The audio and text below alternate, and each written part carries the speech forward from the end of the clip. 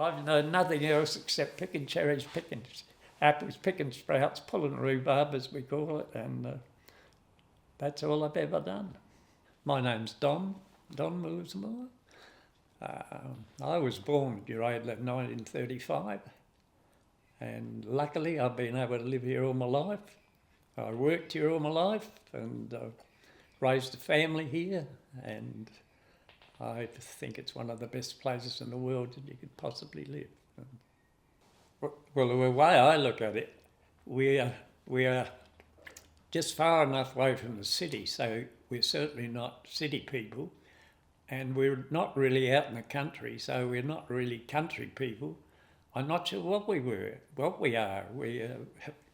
We're very lucky people to be where we are. I think we've got both best of both worlds here, and I hope it stays that way. My grandfather settled in down Woodville way, and I believe he was a secretary accountant, obviously fairly bright sort of man.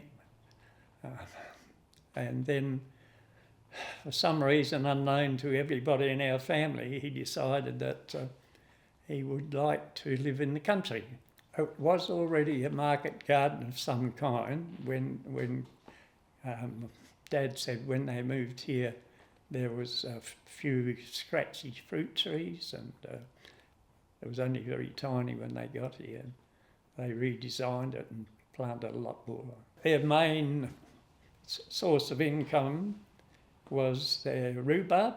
They grew rhubarb by the acre, and apples and cherries, and then raspberries and a few strawberries, and that's basically what they earned a living from. Went to Uraidla Primary School for 7 years, and from there to Oakbank Area School for another 3 years. I wasn't allowed to do my leaving because Dad said he needed me home in the garden, and I was pretty well ready to come home. And so I came home and I joined my older brother Victor, and Dad and Vic and I were virtually the ones that ran the place then. Yeah, I love going to school. I think I would have liked to have been a school teacher if I had a choice, but I never had a chance. Yeah, I think so. I reckon that's what I would have been. The Uraidla show was a big deal. We all look forward to the Uraidla show, just as they do now. The school would put exhibits in, teachers would pick out some of the neater and tidier bits of work and display those, and kids would take part in the show. And, it was good fun. I do have one bad memory of the show though. I was in grade 7 and looking forward to the show, and like all the boys in grade 7, they had their eyes on several of the grade 7 girls, and we looked forward to dolling ourselves up and going to the show. So I said to Dad on the Friday night before the show, any chance you can give me a haircut? One of the worst experiences of my life.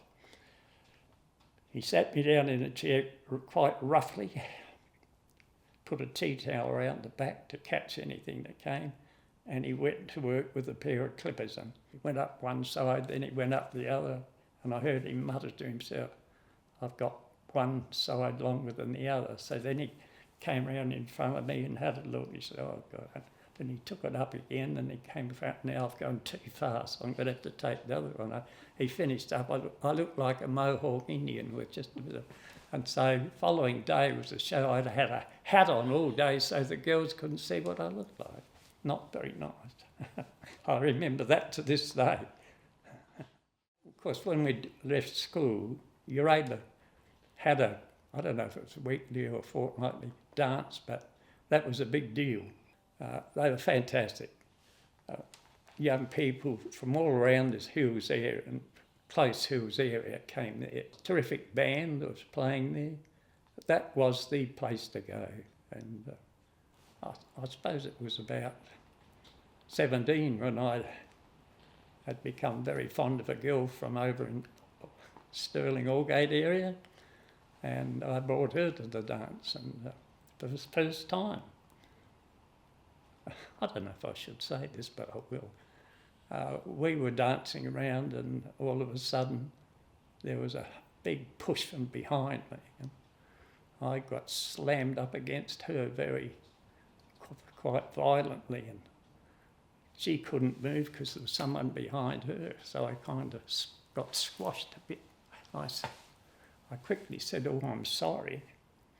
And she said, "Don't apologise." I quite enjoyed that. So I thought, well, this sounds all right. Anyway, I finished up marrying her, so it was all right. And we were married for 61 years. Very big part of my life's been the footy club. Dad loved football. He played for Uraidla back in the 1900, about 1900 to 1930 something. At home we had football in winter time. 3 brothers and myself, we did every spare moment in the winter time. We were kicking the football around, making out we were league players and all that type of thing. And the B grade was short one day. They didn't have enough to fill in, so they asked my father whether I could play in the B grade against the men, and he said he gave him permission for me to play. So that's when I started, 15-year-old in the B grade, and then the next year into the A grade, and from there I played till I was about 36 or 37, I think. Yeah. Spent a lot of time playing football.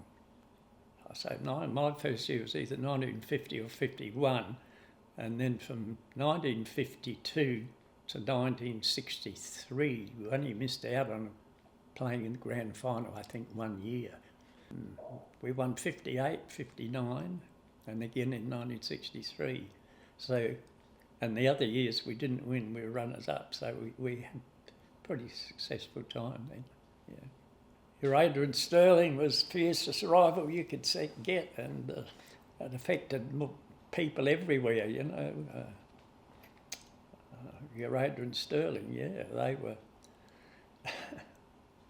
But it was terrific to play at that time. It was all good fun. When Mum married Dad, she was a hawk.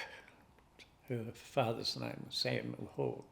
Dad only had to walk up the hill if he wanted to take her anywhere.